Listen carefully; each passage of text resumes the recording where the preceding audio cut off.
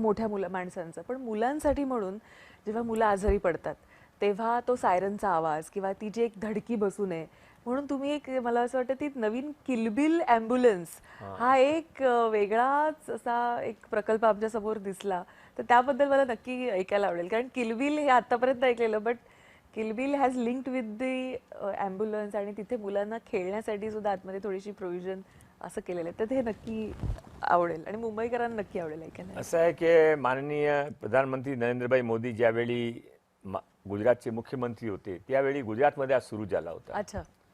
तर गुजरातमध्ये काय नवीन मुलाने आपण पूर्वी आपण आपल्या आजोबाने विचारला, आईने विचारला तर ते घरामध्ये कोणा नवीन जन्म झाला तर वर जायचं आणि थाली वाजवून ते लोकांनी समाजाने मोहल्ल्यामध्ये की अरे घर नवीन मुलं आला की मुली आली. आता त्या किलबिल तेज आहे. ते मुली जन्म झाला तर ते हॉस्पिटलतून घरी जाताना त्याने किलबिल ॲम्ब्युलन्समध्ये पाठवायच्या. अच्छा. तो पूर्व बिल्डिंगमध्ये कळेल की नवीन काय बालक आता घरी आला आहे आपल्या म्हणून. ते हा एक चांगला आम्ही सुरू केला आणि त्याने चांगला प्रतिसाद पण मिळाला, सक्सेस झाला. ते सुरू आहे आता.